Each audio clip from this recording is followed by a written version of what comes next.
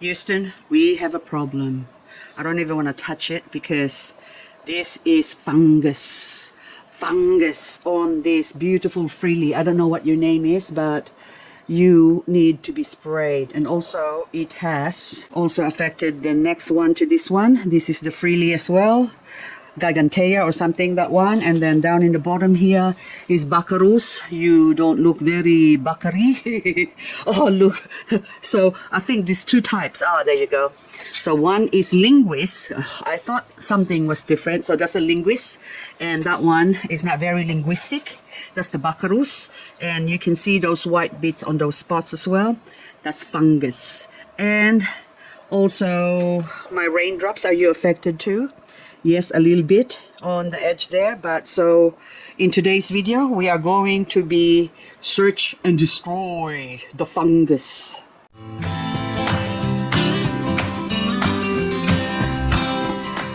So I have a 2-liter pressure sprayer container here, and I am using Mancozeb. A friend of mine has suggested to try this out. I was using a different fungicide before, so this one is garden fungicide and miticide, so it will also kill the mealybugs and all of that. So it says 2 cap for 3 liters of water. Since I only have 2 liters here, I'm gonna use, say, a cup and a half will do.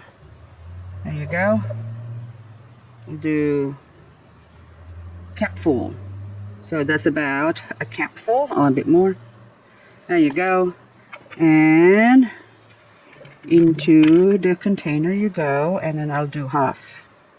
That's about half. There you go. Okay, doke. Now I'm gonna put some water and we spray.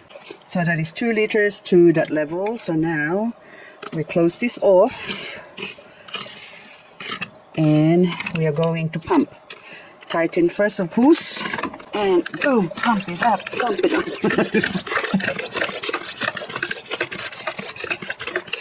Okay, now let's go. So we spray from the top to the bottom.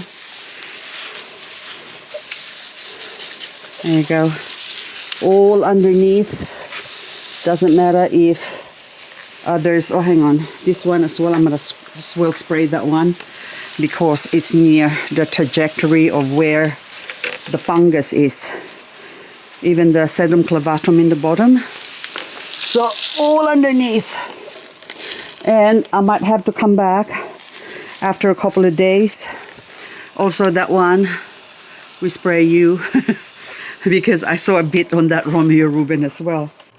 Some of my variegated plants here, I can see a couple of fungus. See that white stuff that's starting to develop? So the minute you have rain and cold, and if I cover my spotted Romeo, it doesn't hurt. So anything that's in here that might get affected, I might as well do. An ounce of prevention is better than a pound of cure. This Lenopetalum, I notice, has got a lot of white stuff on top.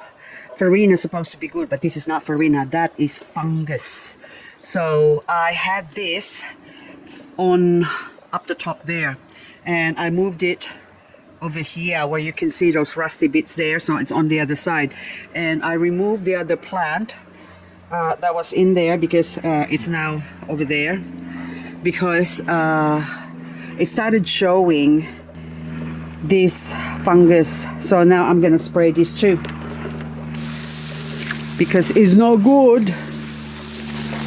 And the best time to do this as well is the plan, if you can hear it, is overcast. So there's clouds up above and no sun. And it's about, I think, 10 o'clock or 11, I'm sorry, it's about lunchtime, I think. Yeah, and there's no sun. And so that is the best time to spray, baby, spray. Now I go opposite side here. We go hit it this way too. And if the other plants over there, oh, except the window. No, I have to wash the window. The other plants get hit as well. It doesn't matter. That's okay. Oh, look, my cuttings on my PVN got hit, but that's okay. So maybe just in case something did get affected in this area as well, the sundew, I better not hit the sundew. So I had my sundew. That was a gift from someone, I think on my birthday. And I'm putting it over here. The rest I can spray. So, because I had this here and I'm not, there you go, more. Just in case, you never know.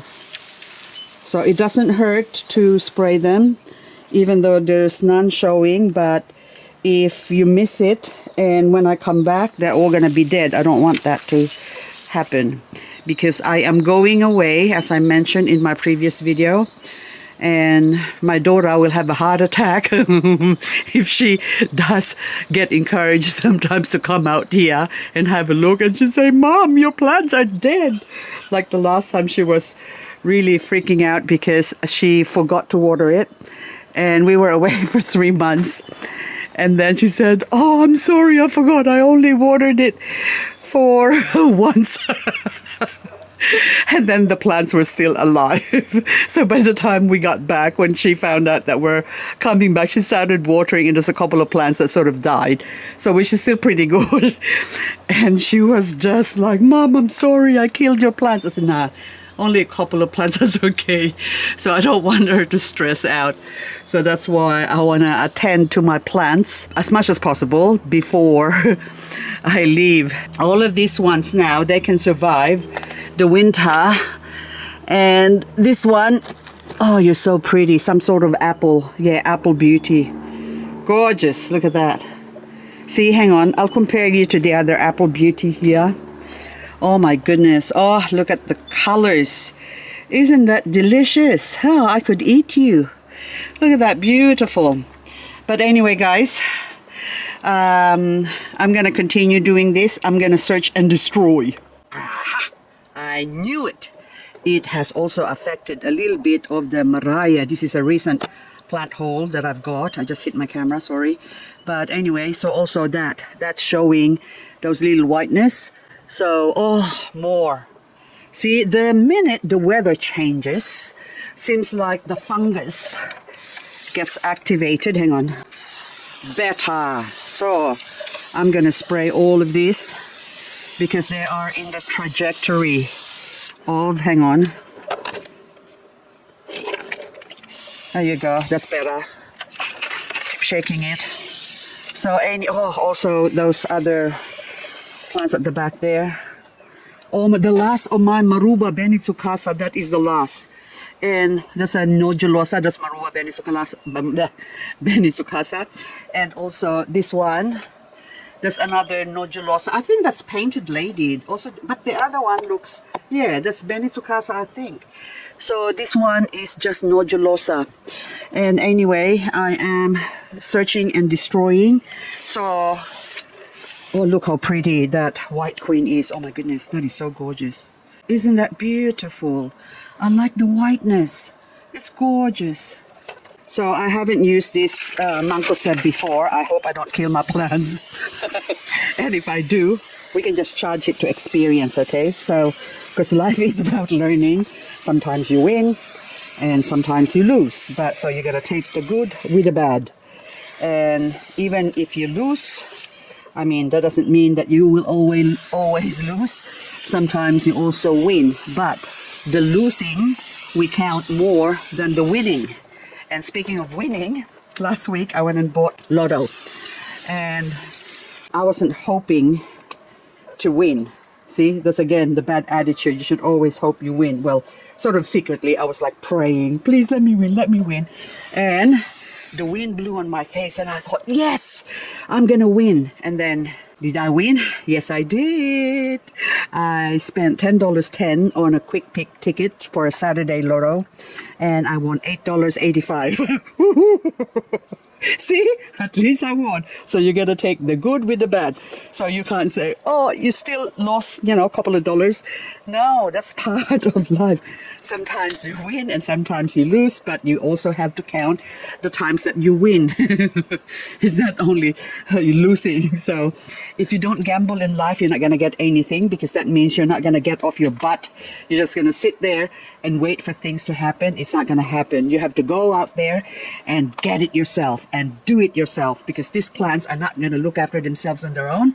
Someone has to actually, oh, beautiful Beautiful. I think teeny burger, that one. Someone has to do the spraying. So I am talking, but I am looking. And that one sort of, I think, got hit by the sun, but it doesn't matter because I put it out here, the Lilacino marble.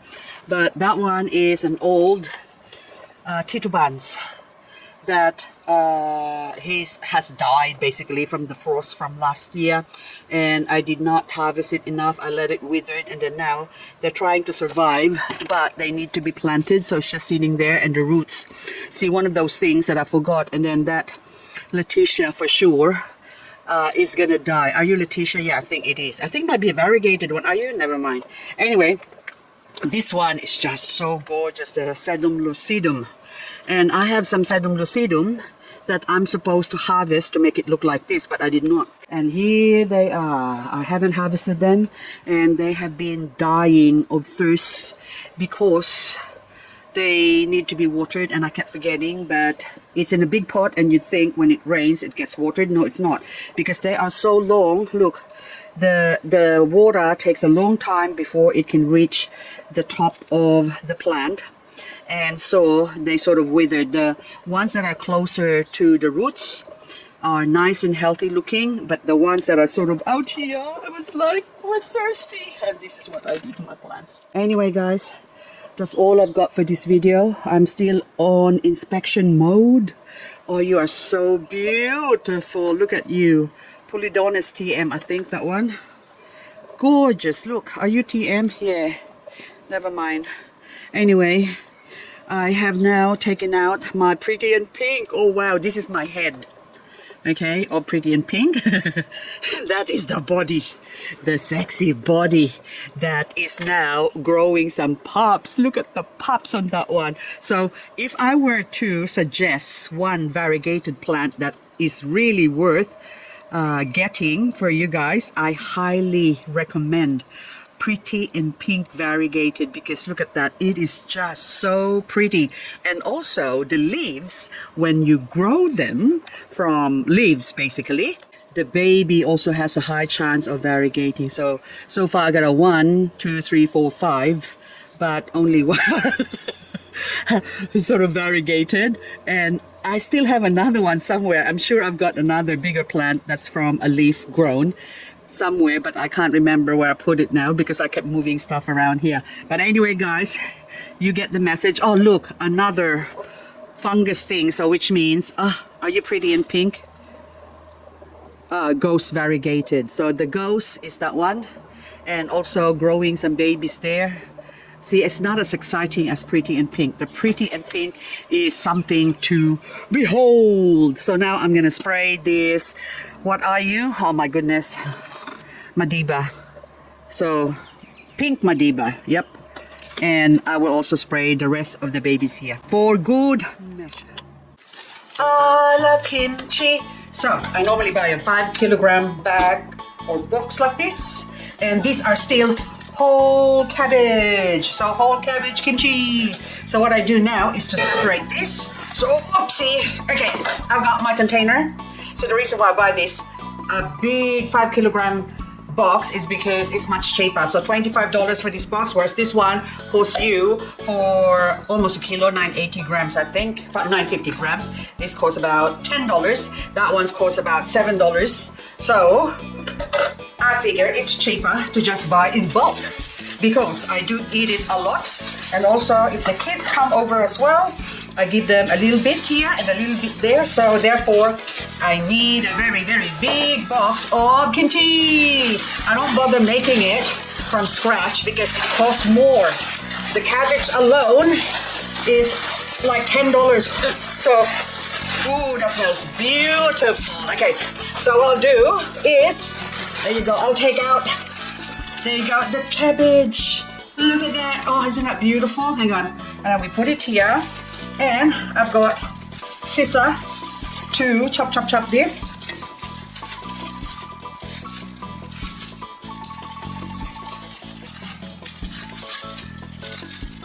So I like to put it in small portions, and you can't see. So I'll move this over here so you can see what I'm doing.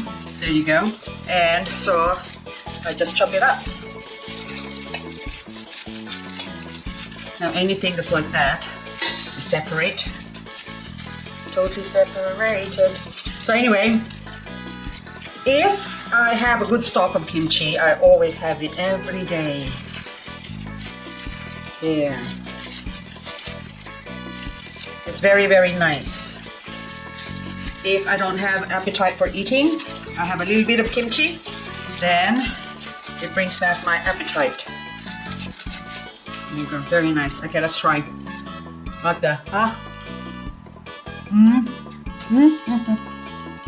gonna drop it, but anyway. Very nice. Love it.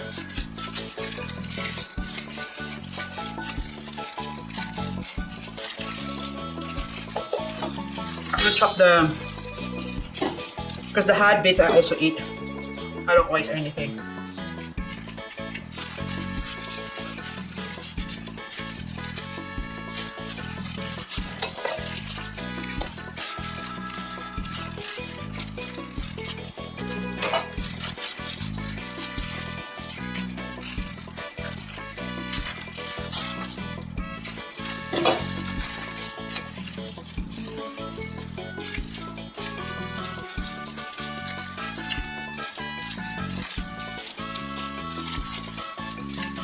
It is cold because it's been in the fridge. There you go. We got one. And so now I put one in the small container, like so. Mix it up with a little bit of this and a little bit of the stalk and the leaves, basically. Because you don't want to just pick all stalk. But this one is gonna be given to mom and dad. Actually, the first time they're gonna try this, so I think I better give them a smaller one, just in case. So if they like it, then I'll give this big one. But just in case they don't like it, they find it too spicy, have to push it. So let the air out. Don't want any air. There you go. Push it in.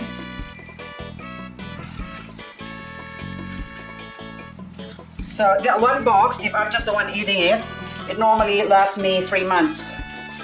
So all this kimchi will last me. There you go, beautiful. So I got one, and then the next one, put the other one.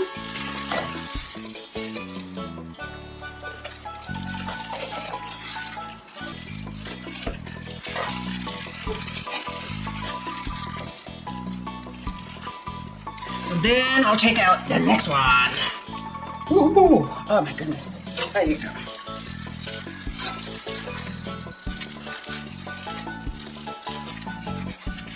Okay, it's all topped up. I filled this up first. And then there's not enough with this one, so I transferred whatever's in here to top this up. And then so now I made a mess, didn't I? Okay. So there you go. So this one I'm gonna be using up first. Not much left in there.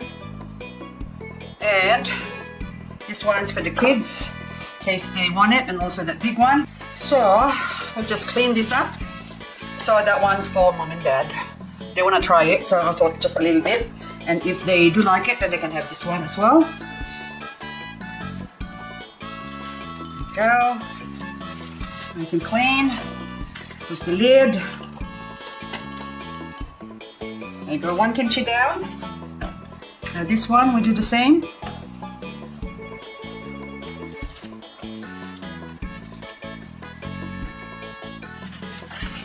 you have more here?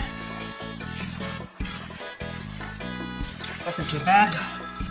Now we'll put the lid on this one. There you go. Another kimchi, and of course, the big one here.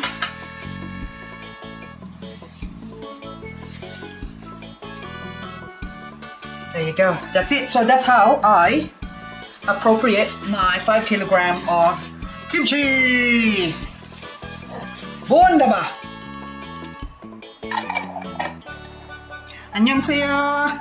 There you go. And then this one we just clean it up. Done. And that's it. 감사합니다.